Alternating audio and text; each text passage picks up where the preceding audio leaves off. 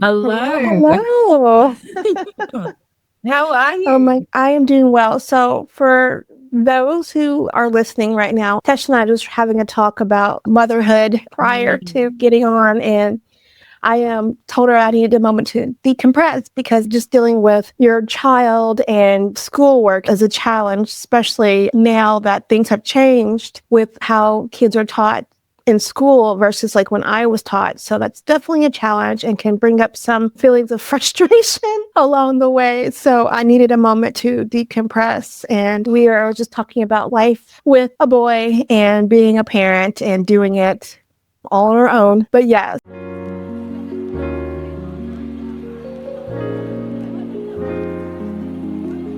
Hi, lovely. I'm Dr. Ambra Brown.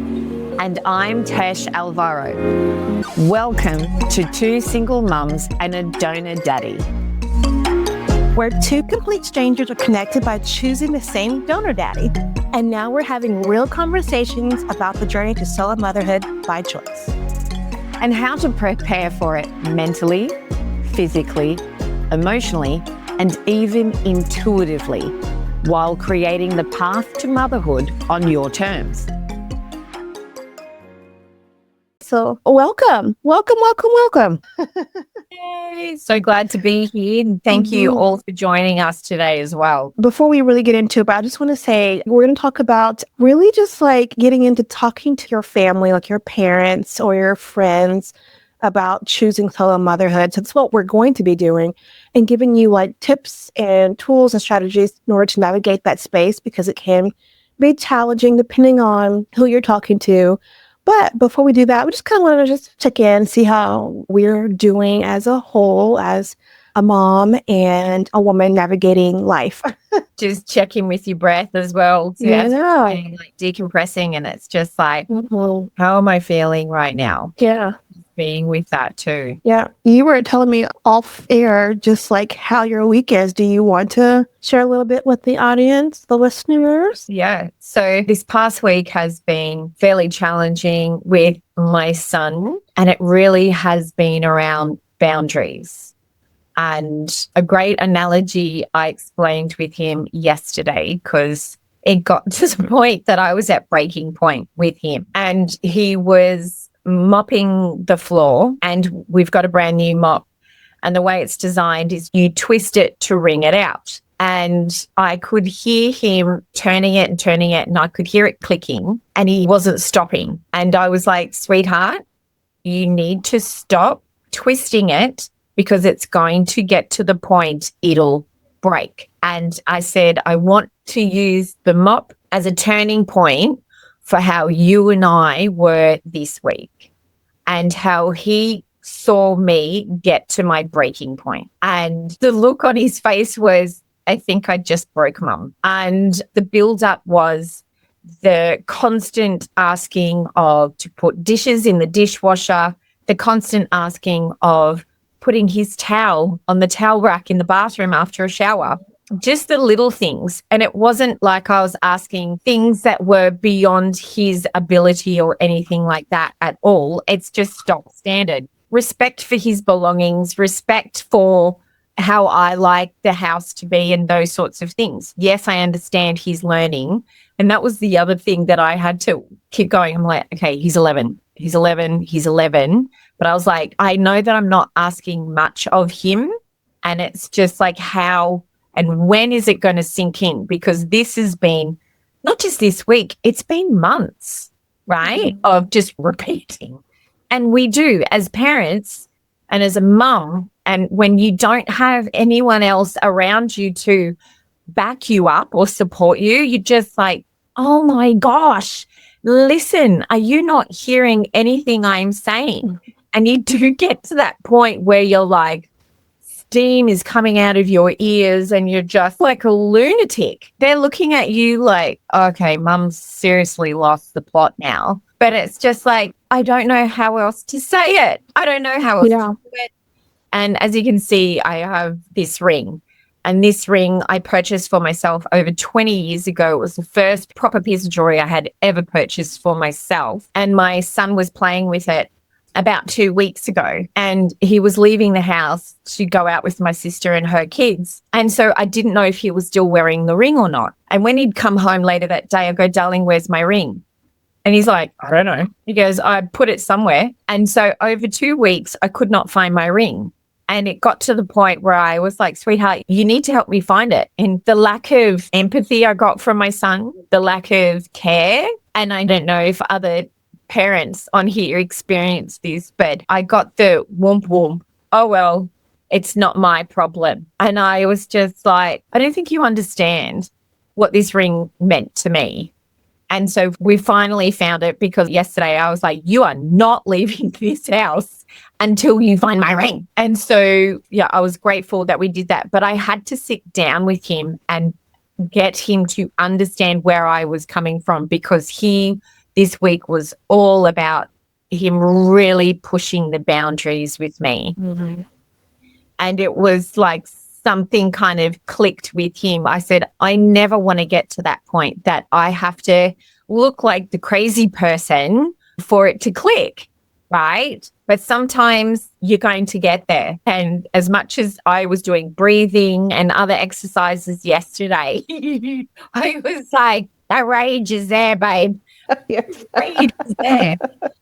Mind you, I did channel that rage for good. And I've been doing some other work on the background, which I was quite excited about. So it's amazing when you know how to channel that energy properly without it being self-destructive or just destructive in general. And so yesterday it was really beautiful to see that he was in the kitchen and he was helping me like wash dishes. So things that couldn't fit in the dishwasher or don't go in the dishwasher, he was sitting there, and because I had shown him multiple times as well, this is what you need to do. This is the sponge you need to use, the detergent, how to wash it, the temperature that the water has to be on.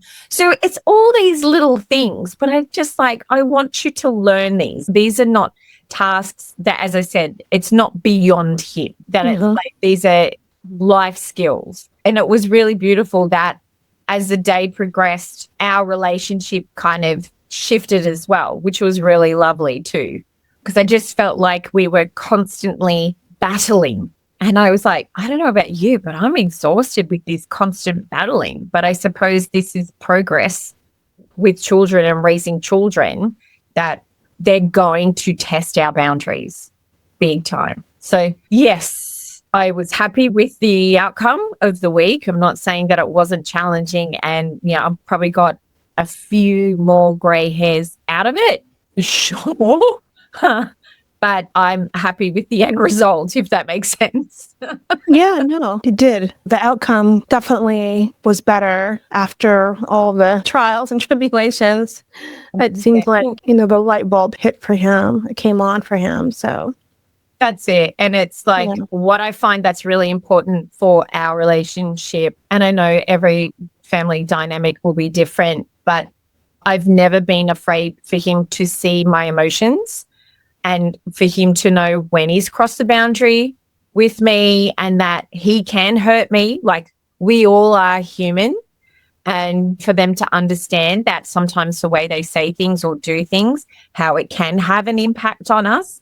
Because I do think, and I know that I grew up that your parents are resilient, right? They're always going to be there. So it's almost like, doesn't matter what I say, what I do, they're going to be there. But now being as a parent, it's just like, oh, I get it. I get where my mum was coming from with certain things. And it's just like, yeah, but he needs to know that it's like, no, that's not okay. Or, yeah, and having that conversation with him as well, which has been amazing too, because that shows him how he can express himself and that he feels safe enough to me to express certain emotions as well. So, yeah, that's been our 2 weeks. How's your week been? Week has been pretty good, but I had posted something on Instagram recently. I think it was a reel. I'm not sure what I posted, but I know it was this week. So make sure you guys check it out on my business Instagram. But I think it was actually in the middle of the night, like around 1 o'clock, Tuesday morning. My son came into my room and was like, I've been throwing up. I've had diarrhea. And I just don't feel well. And I'm like, oh no, so I'm just trying to like get up from my sleep and like figure it out, because I had to go to work that day. I had patients to see, and he had me to go to school. And so it was like, okay, well, maybe it's just one of those moments. Like, well, he's already like, did all of that. Then maybe he'll feel better, like now that he's done that. But he couldn't go back to sleep. I had to clean up some of the stuff from the trash can where he threw up. And he stayed up in his room to like watch TV a little bit because he just couldn't go back to sleep and still felt pretty bad. And so later on, around like 5 o'clock in the morning, he had still was like throwing up and diarrhea. And I was like, let's just see if maybe we can still maybe manage to go to school. Cause like, I didn't know who else to watch. I was like, I just need you to go to school. I just feel better and go to school. Cause like, I need to go to work. Cause for the job that I do, cause I'm a physical therapist, which is my first job. And then I'm a single mom by choice coach, but that's my personal loving career business that I do on the side. So I have patients that I have scheduled who rely on me. And so I can't, I need to go. And if I don't go, then I don't get paid. And so anyway, as he was like trying to get ready for school, he just couldn't do it. I was like, okay, that's fine. Like, we'll just see if like my mom can watch him. And so she, thank God, was able to. But it was just stressful, just trying to figure all that out, I like how I'm going to get to work. And so when I got that situated and I was getting into the car, I had noticed that there was something leaking from my car. And I had noticed it last night, like the night before, that Monday night, like because my son had a baseball game. But it was at nighttime and I thought, oh, it just must be the air conditioner. Like, how sometimes when that water leaks from there. Saw that nothing of it, but like that morning I was just like, oh my God, it's still leaking, something's wrong. So I'm like, I've got to get to but I didn't know what was wrong. So I had to hurry up and go to that dealership to see what's going on with my car. And as they were like, well, we'll take a look at it and see. And I was like, okay, I can wait. I have some time before I got to go to work. So I knew I could like at least figure out, okay, if something's seriously wrong, I have to probably stay home.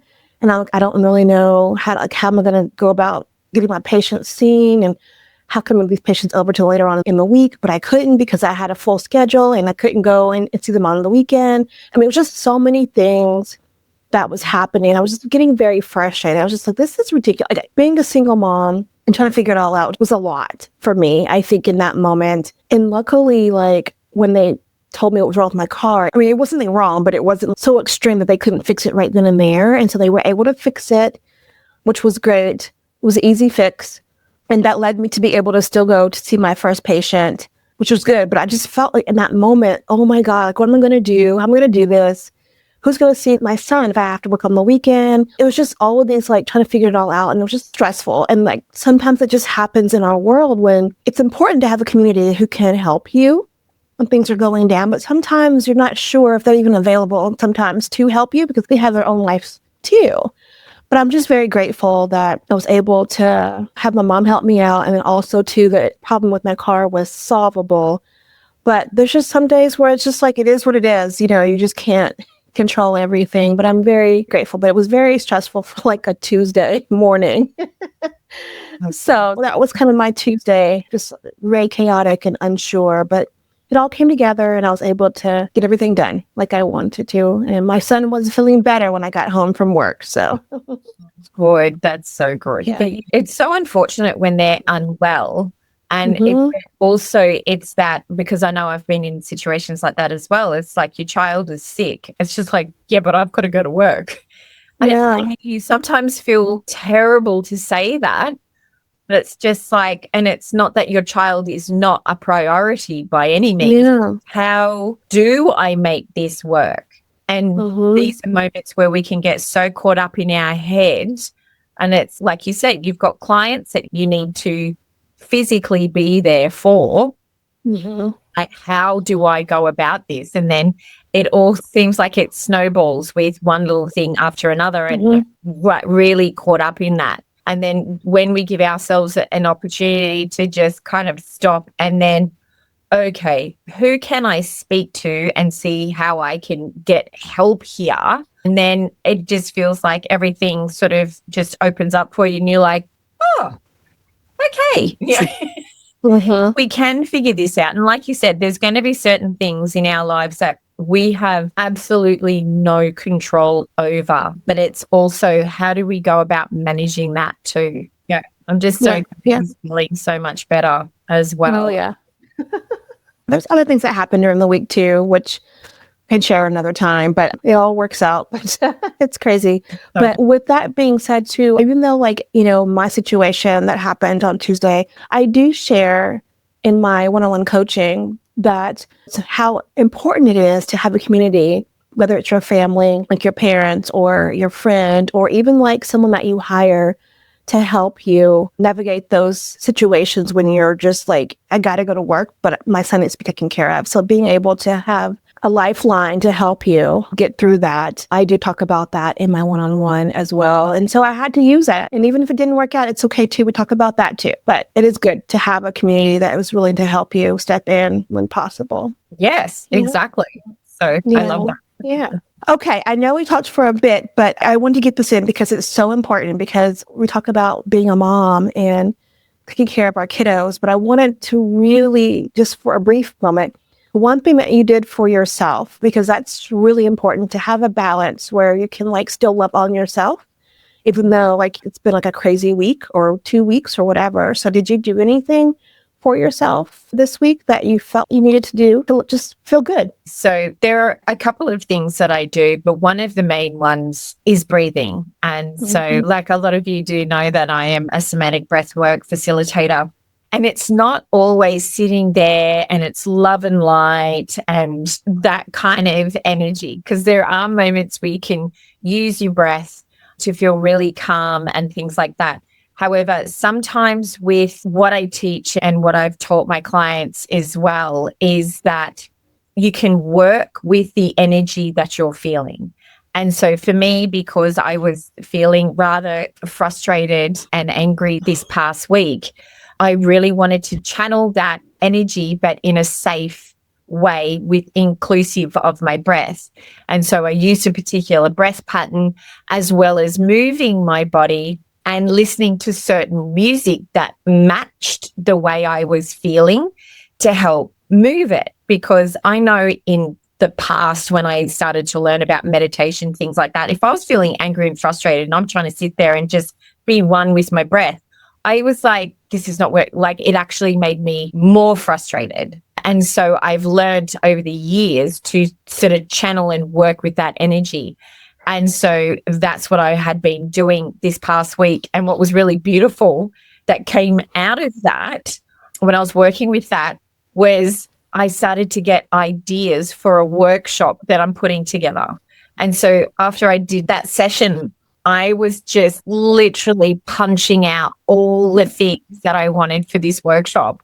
And I came out and I went, oh, wow, that felt so good. So I actually felt really productive. I felt I was able to channel that anger and frustration in a way that was really positive and productive. So it's amazing what you can do when you channel that energy in a healthy and manageable way.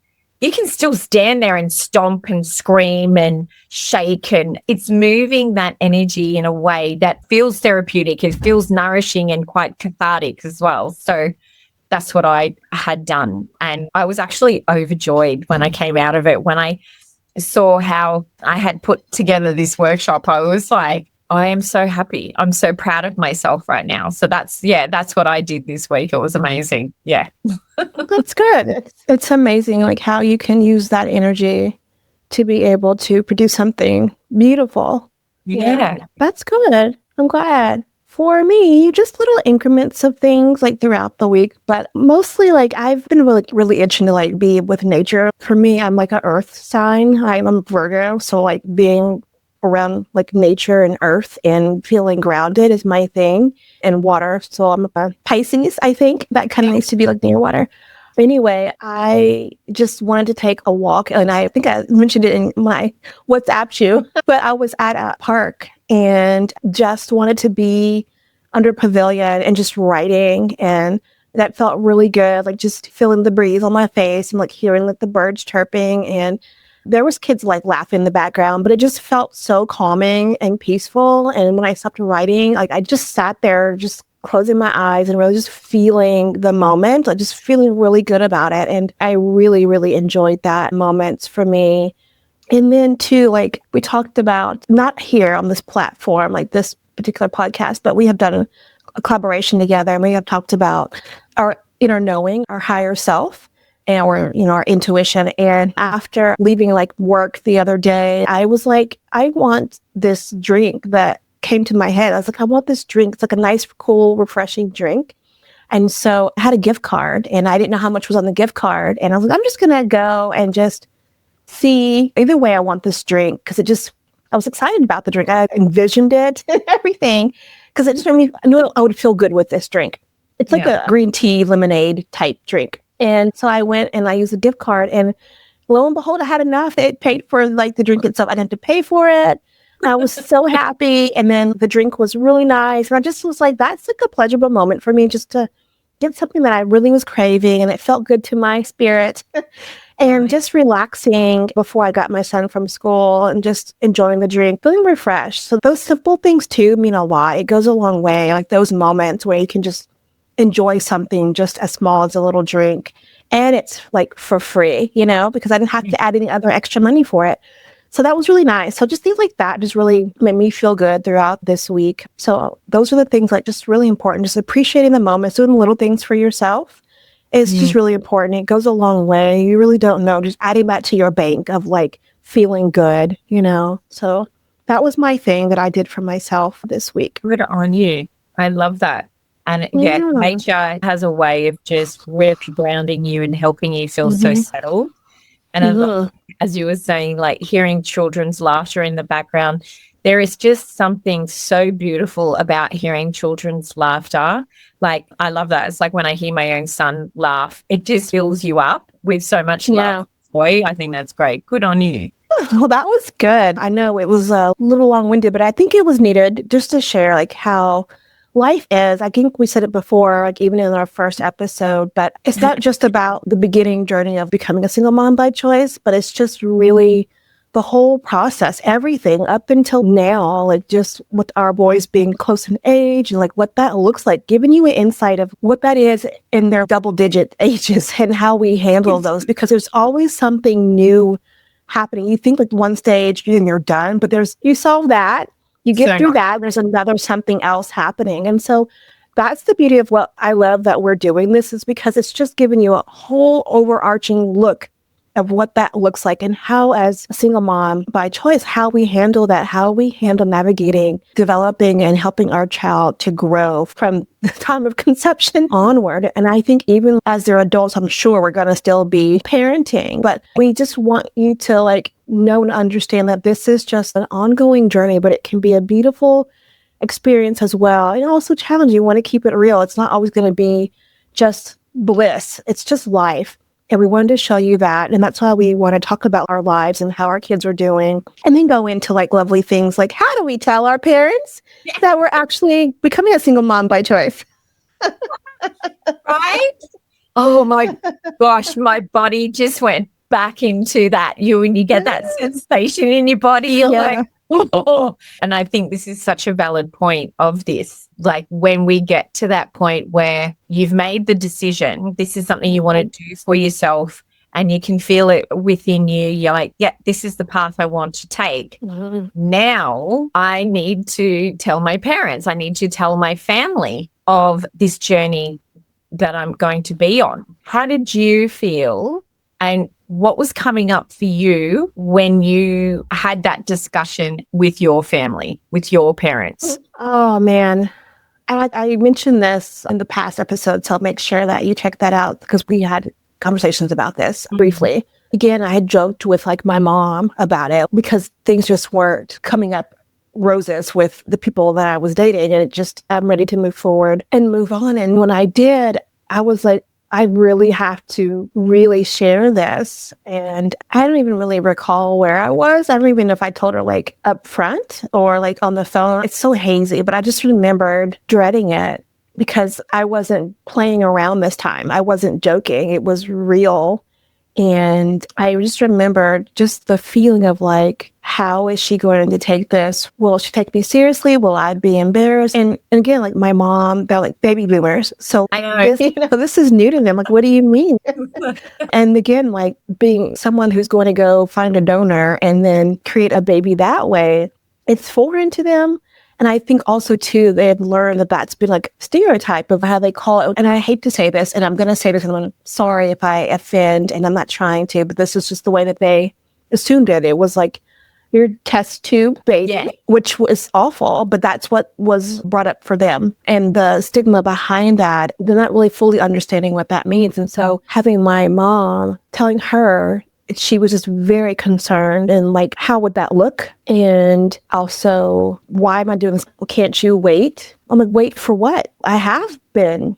How long do you want me to wait? I was like 33 and I was like, when is the time for you? Because no one's coming in my door right now and giving me someone that I could be with and that I really love and feel like it's right for me. Because even if I waited more and it's going to take time, I want to be able to like experience life with this person and then have kids if I was able to. But, I already had some issues with having a menstrual cycle. So that was going to take time. So I was just like, when is the time? And I think that I explained it, but like she didn't really think it was really going to happen. You know what I mean? It's kind of still in that denial thing. And then like told my sister-in-law, and I didn't tell my dad right away because if my mom really didn't get it, my dad certainly wouldn't have understood. So it's more so my mom because she is my best friend. Yeah. And so I told her and I told my sister-in-law. I said she was funny, but like she was like, oh God, like this is what you really want to do, and she was more of the supporter, but it was just like, dear God, like this is going to be crazy in this household. And she was also like asking me, questioning me if this is the right thing I should be doing. But I think still, even trying to explain, I don't think that they really took me seriously until I was really going through the process. And then like right before, like literally when I was looking to find a fertility doctor specialist and looking at donors or whatever. And so I think that's when they were really like, really against it. You shouldn't be doing this and this is not right. And how will I tell our extended family? And it was like embarrassment along the way. It was just hard because now I was having like pushback and then no support. Like, I'm not going to support you in this. We're not going to do this. And I'm like, it was hurtful because I really wanted my mom to be there for me and it just wasn't there. And it was definitely a pushback and I just felt alone. But at the same time, like, this is what I wanted to do. And if I didn't have your support, then so be it. And that was very challenging. But I just remember just having to deal with how they felt on top of like how I was feeling, which was very hard and very heartbreaking. So that's kind of like how they handled it. It was first denial and then it was pushback and like, we're not going to support you. Now, again, like my sister-in-law was like, this is crazy as hell, but she was supportive, but from a distance because she was trying to play peacemaker or kind of be like that person in between, that mediator in between. Yeah. But she was definitely supportive, but like trying to make sure everybody was okay. But I did have my friends, which I said before, like they understood where I was coming from because they were in a situation where either they were still single and they already had a child and they were single moms, but not by choice. So they understood. And they were also wishing that they had that experience instead of having to deal with like a baby daddy drama.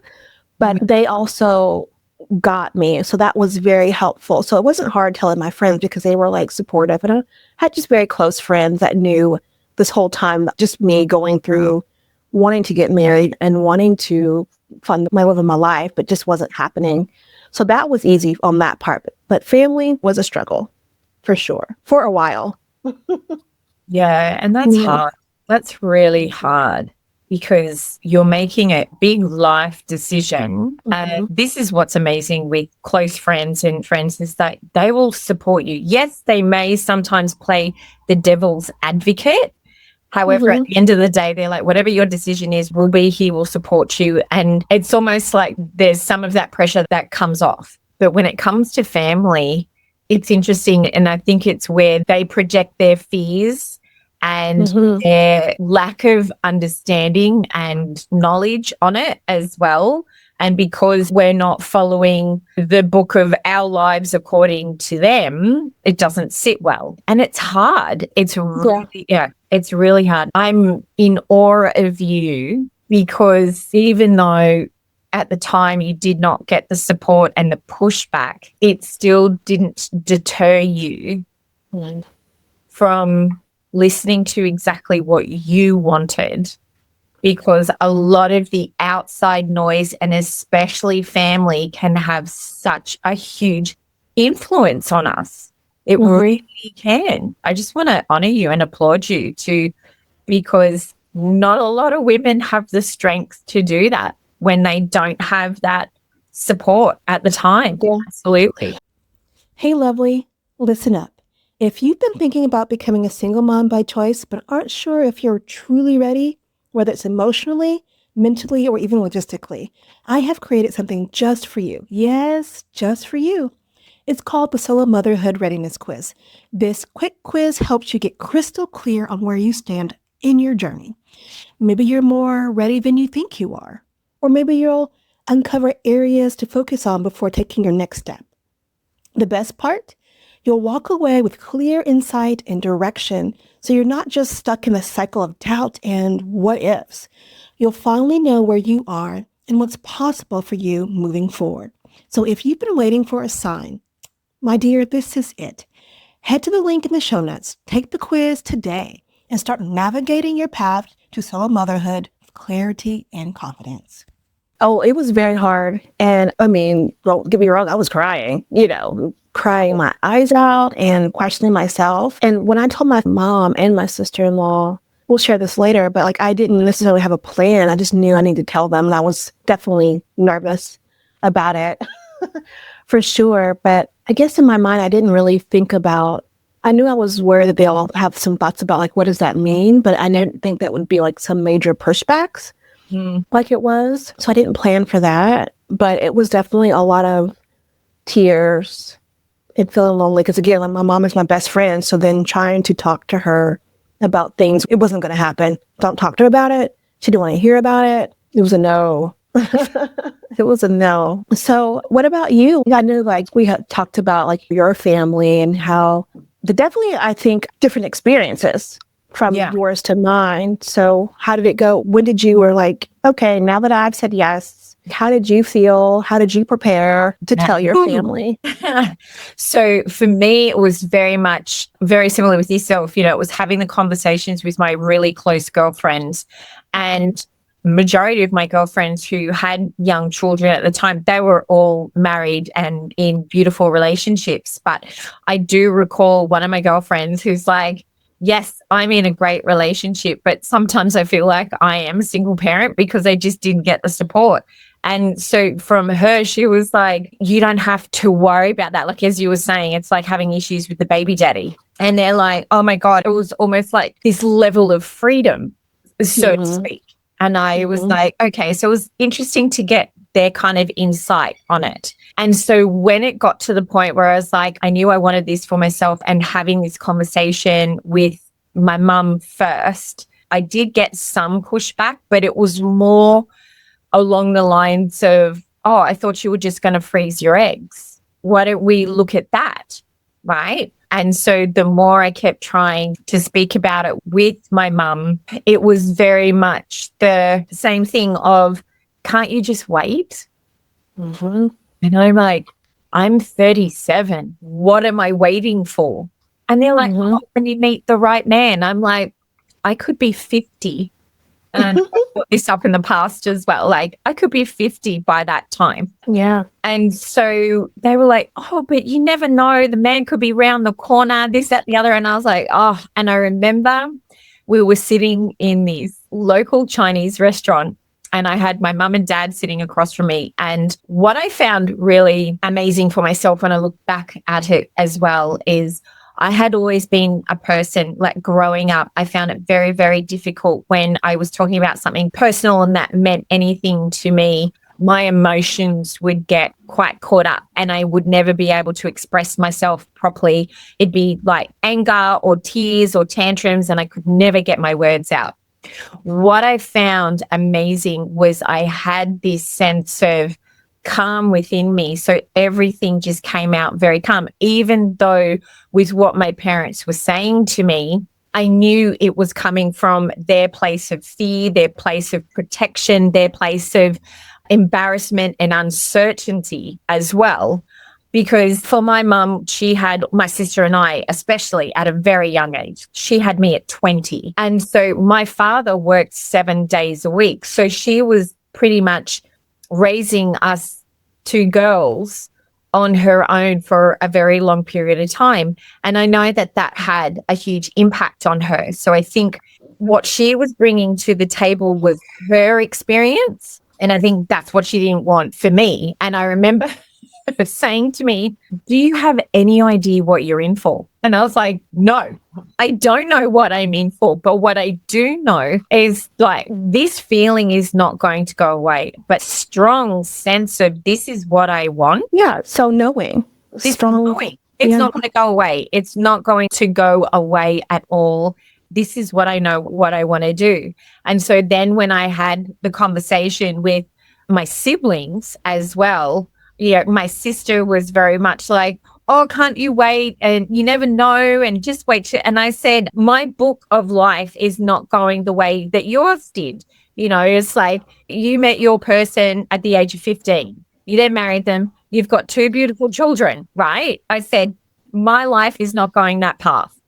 And this is what I want. So it did get to the point, and it wasn't until I started making the appointments with my doctor and those sorts of things. And what I did was made sure that my mum was part of all of it. So she could see that I was really serious. This wasn't just like, oh, this is the latest fad and just idea that she's got, she'll get over it soon. It's like, no, I need you to see how serious I am about this.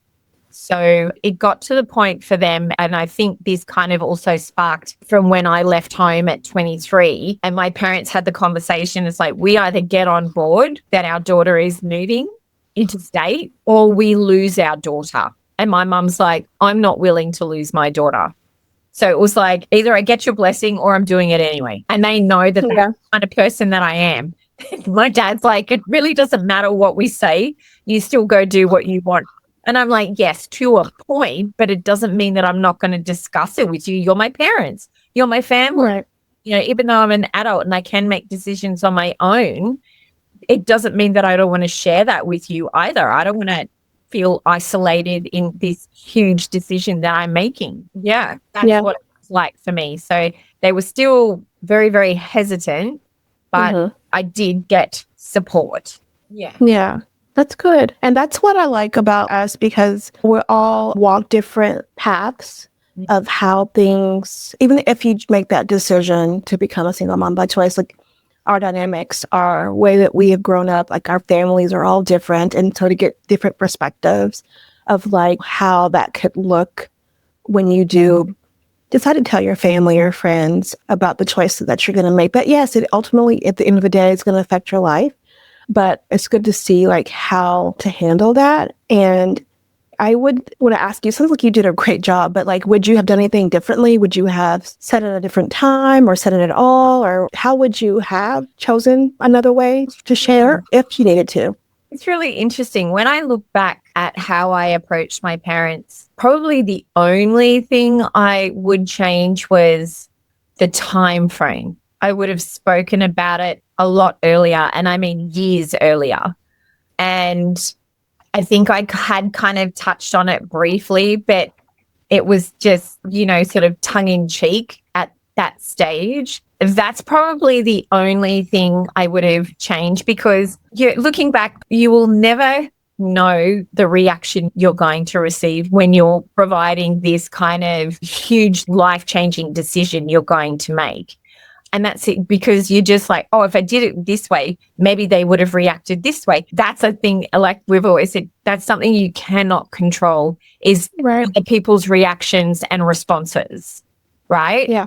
But no. So yeah, I wouldn't change it. That probably speaking about it a bit earlier and being okay with being a little bit more open with it.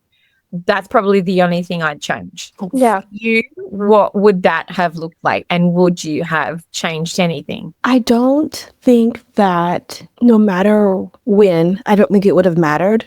I think that because I am the baby of the family and it's just my brother and myself. So I am the girl. And so their thoughts and dreams of how things should be laid out, which again, nothing wrong with that. Like, I really thought that I would be married and have kids, but it just didn't happen. And so I think that their vision of what they had for me would have always still been there. I mean, no matter, I will say, if I was telling them now, I mean, at the age of 40, they probably would be much better about it. But I think that the age that I was in, I don't think it would have mattered, because in their mind, I was still young, which I think is still young. 33 is young, but at the time of where I was, it was time. I had fulfilled everything at that moment. You know, I had like a great career, a doctor, a house, you know, I was making nice income. So the next logical step in my mind was partnering, but it wasn't happening. So it is what it is. Doesn't mean I won't have it later, because, you know, who knows? I would love that. But I still need to move. I can't keep waiting for the what if when I know what's best right now. And so I don't think it would have mattered. Probably would have, again, I joked about it, and I was kind of like joking, but also serious at the time, and like saying those things along the way. But I think maybe, like you said, just maybe saying it more and more, to be more or less jokey and more serious, instead of just being like, okay, you know? But I don't think it would have really mattered regardless at that age. They just would have still been some pushback and just feeling not supported. But yeah, I think that I handled it the way that I could have handled it at the time. But I think just maybe being more open and serious about it and less jokey. And it's hard because I think we're also trying to get a gauge of how our parents are going to react. Absolutely. Right? And that's why sometimes behind a joke, there can be a bit of seriousness. Like, absolutely. And it's just like how, and again, it's almost like boundaries, like, where can I go with this? Like, am I going to get pushed back? How are they going to react? Those sorts of things as well. And I think it's very natural. And even as ourselves being adult children, we can still feel a bit apprehensive when looking to our parents. Like, as you said, like, our parents are baby boomers. So the way they life and how things were done were very different for ourselves. And even now, as mothers ourselves, we are going to be navigating that journey with our own children. Right? And it's sort of like, okay, well, I can kind of look back of what I experienced, but also, do I not project my fear, but I want them to sort of look at different things as not wanting to stop them. But like I always say to my son, whatever you're passionate about, go forward with that, as long as it's legal and no one gets hurt. Right. Exactly.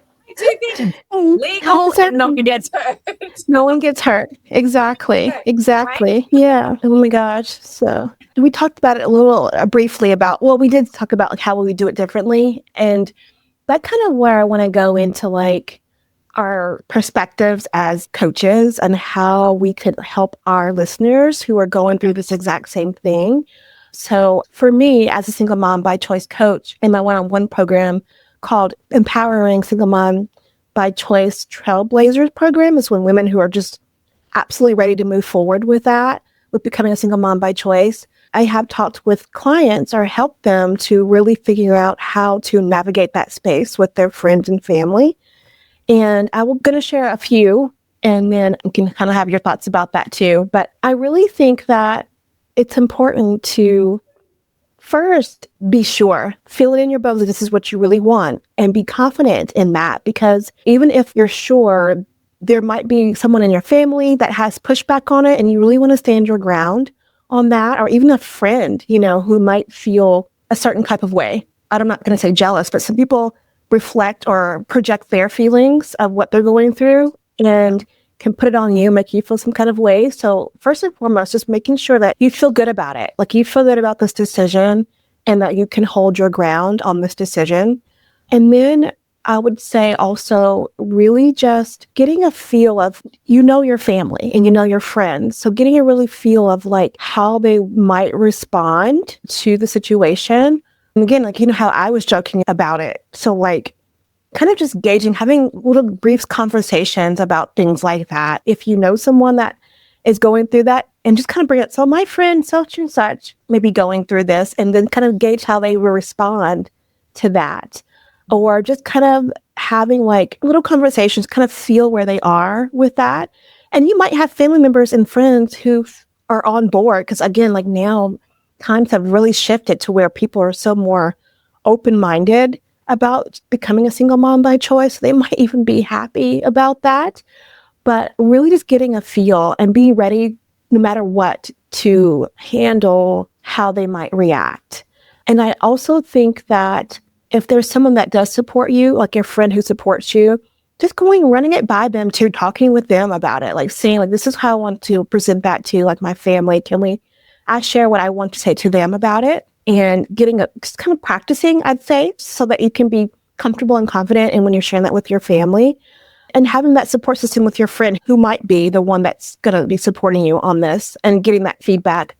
But also too, like if you don't feel comfortable sharing that with your family, I mean, and that's my other thing too. I'm thinking like sometimes you may not even want to share that with your family until it's kind of later on in the process.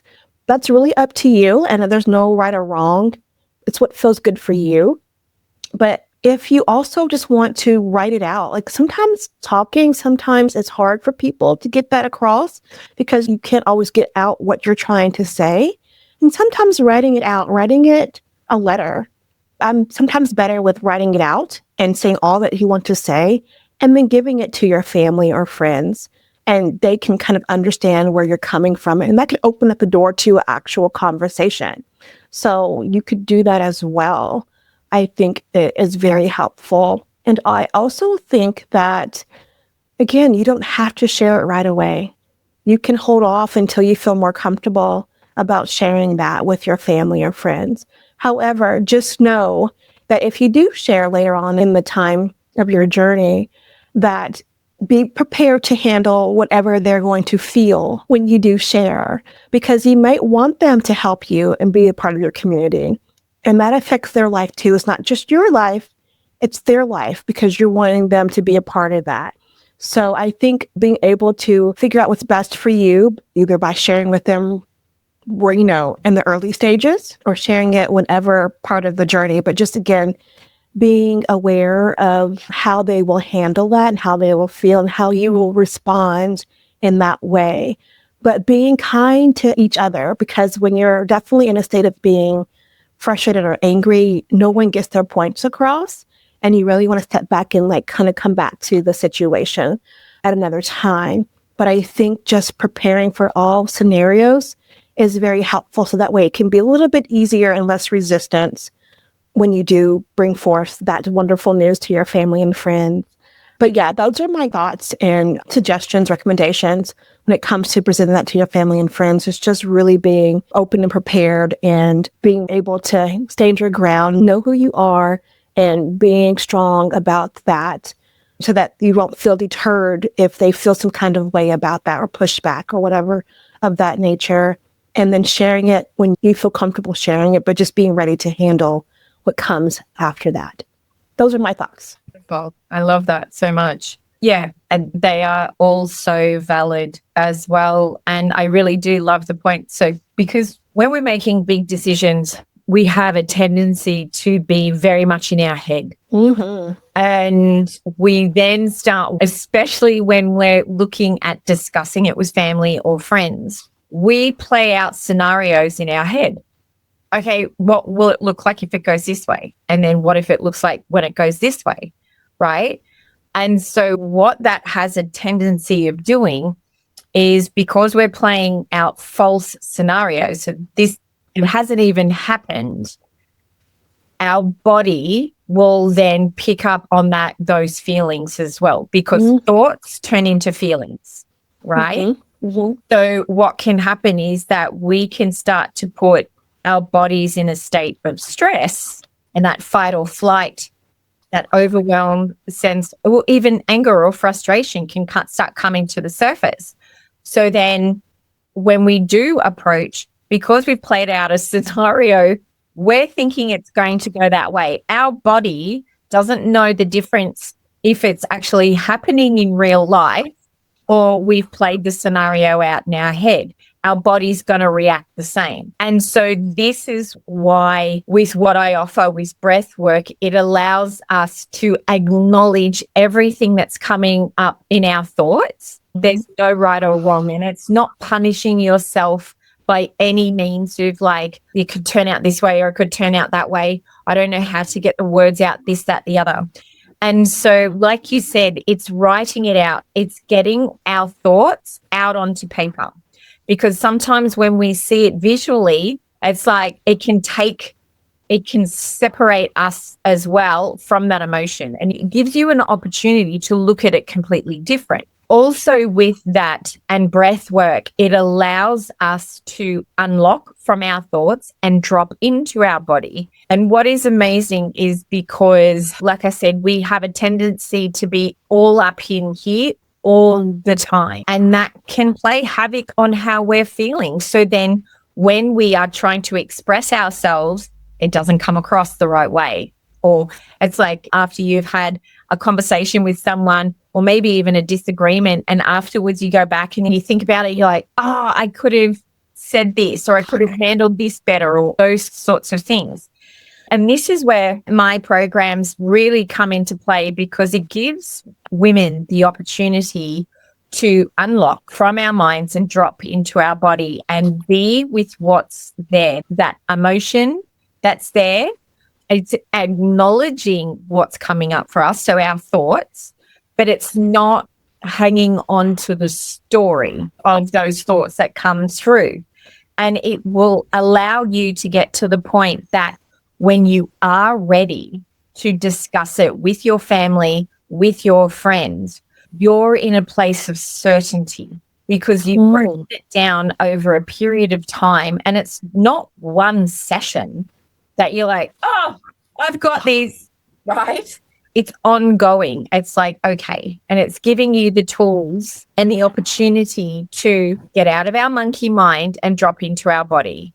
And it's like, how am I feeling about this situation right now? How do I feel about approaching my family and talking about this right now? Am I in a place and feel regulated enough that if I do get pushback or not the reaction I'm expecting, can I sit with that? Can I be with that? Because like I said, we cannot control other people's reactions or responses, but we can control our own. Right. And it's being at a place where we can sit there, and if we're not receiving the response or the reaction we would like the support that we're wanting, to be able to sit there and just breathe and soften and go, okay, I have to understand that this is their projection. This is their thoughts, their feelings on what I've said to them. It's not so much a reflection of yourself, and it's giving you the opportunity to kind of separate the two, which can be very hard, especially with family. Yep. Oh, yeah. Very hard, right? And so that's where it allows you to be, is to go, yeah, this is what I want. And I'm telling you this because I love you and I want you to be part of this. And I know it may be really hard for you to hear right now, but I want you to know that I do want you to be part of this. I do want you to be part of my journey. And for some people, they'll be like, yeah, let's go. Let's do this. Other people will be like, I can't support you.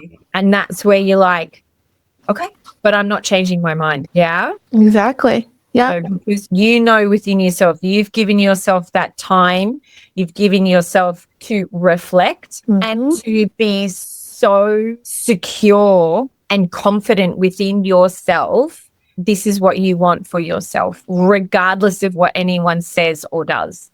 I love that. And that's definitely my coaching program, the Trailblazers program, is that we really hone in on just really knowing within you what you want, why you want it, and being secure and comfortable and confident in that, because there will be people in general, it doesn't matter, even strangers, who will push back and challenge you on the decision that you have made.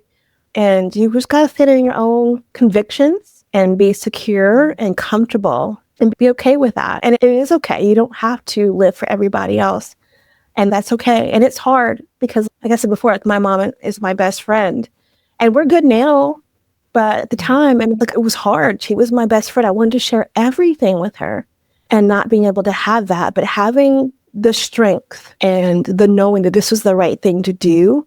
I pushed on knowing that this dynamic that we had was going to be very challenging with our relationship. But, you know, you have to be strong and find that support that can be there to help you continue to be strong. So, yeah, I agree 100%, Tesh. And it's really important to work through those feelings and being able to release those, release it. And agree. I love that. I wish that I had you back then because there was just so many times where, I mean, I did it kind of, you know, annoying. I did some of the things you're talking about, but, you know, I think that I'd rather be more intentional, but there's just too many times where my emotions were all over the place and crying and just, it was rough. It was rough. Right. But if I had being more intentional and having a better way to outlet, which again, I love to journal, which was an outlet, but just other ways, other tools to use when sometimes journaling wasn't always the answer.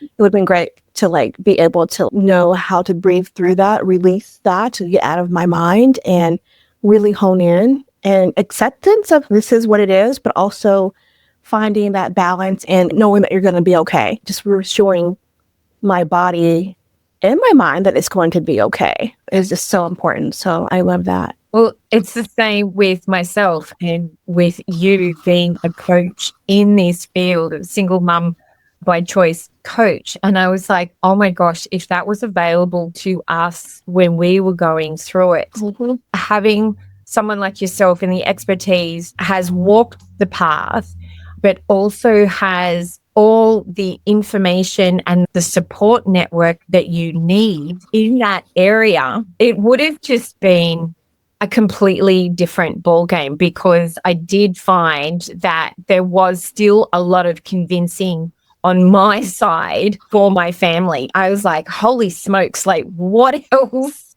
do I have to say or do for you to get it? And I recall like only getting a small portion of counseling to see if I was like, I made a good candidate as a single mum by choice. And I was like, okay, is that all we get? Whereas there was nothing with what you bring out there for me at the time. I was like, to have this ongoing support, to have someone that I could speak to with concerns or doubts or anything like that, that was, and just having a soundboard and someone being quite neutral, very ground, that it was like, if you decide to take this path, this is what's available for you. If it's not the path you choose, okay. But knowing that we have these things in place, like whatever your concerns are, we've got information, we've got support, those sorts of things. And that I think would have made such a vast difference. And I think would have also put my mum at ease more as well. So it's just, I think it's incredible what we now bring to the table, what we've learnt on our own journey, and how kind of with what we've experienced, that's led us into these amazing careers that we just love and adore, and how we can use that for the greater good for women who are navigating this part of their life. Yeah. And obviously there's not going to be, I mean, we stumbled through it, but it was hard. It's all right. It was hard. And I think that like for us helping you all out there, it's just that we know a lot more and we can look back and be like, oh, this is what this 33-year-old woman could have used. You know what I mean? Or this 37-year-old, whatever age. And that way you don't always have to be fumbling around trying to figure it out. You're well supported. Yeah. And being able to give you the tools that we have that you can just kind of use them. And even if you do feel unsure, you have these knowledge now to navigate it, use it to help you. And I think that's what's beautiful about what we do and how we can help, because we really care about you guys and we want to help you in any way that we can, see you succeed in whatever path that you choose. We just want to be there to support you. And that makes me happy. 100%. And at the end of the day, it's what we bring what we offer, even with our own experiences. It's just so we can provide you with enough information, support, love. And like Ambra said, it's whatever your decision is at the end of the day. And please remember that it is your decision. Mm-hmm. Mm-hmm. Exactly. Oh my gosh, this has been really good. I don't know if it felt heavy for you or not, but sometimes conversations like this can be heavy to present to your family. Sometimes it can be that way. But I hope that this episode was very, very helpful for you and to like go back and listen to it, listen to our stories and how we handled it and how you all can do the same as well. And if you all would love to like get more information, feel free to reach out to us. We will definitely be there to support you. And if you definitely need more than just this podcast, at the show notes below, we have our program that can help you advance further in this to be more confident and comfortable in yourself and on this journey. So yeah, I think this has been a really wonderful episode and I'm happy that we had it. And again, I just wish that I had something like this back in my day. It's great. I love it. It's been absolutely wonderful. Yes. So thank you for today. This has been an awesome episode of a great discussion. And like Ambra said, yes, it can feel a little bit heavy and it can feel a little bit challenging, especially when we're navigating if this is the right decision for us and how do we then discuss it with our family. Absolutely. Mm-hmm. You're not alone. And this is what I want you to remember. You're never alone. We are here to support you anyway. Mm-hmm. And if you have any questions, you're more than welcome to put them in the comments below. You can also reach out to us on our Instagrams as well. DM us. Of course, we will reach out and respond too. Thank you so much. This has been really good. It's almost like therapy for me. I know, it is. It has been, definitely. Yeah. And one more thing, we are also on YouTube. So please subscribe and share our channel on YouTube because it's wonderful to also see our faces too, to see how we're feeling through this whole time. But also too, if you would love to, we would love if you support us, please by going and just tagging like the title of our episode and sharing it on Instagram. And if you tag our names, then we will definitely give you a shout out through Instagram. And so say thank you so much for following us. We really, really appreciate you more than you know. Absolutely. Oh, this has been absolutely so nourishing and awesome. Thanks so much again, Ambra. It's always a pleasure to see your gorgeous face. You too. You too. Oh my goodness. Well, we'll see you guys in the next time. You shall. Have a wonderful day. Mwah. You too. Bye.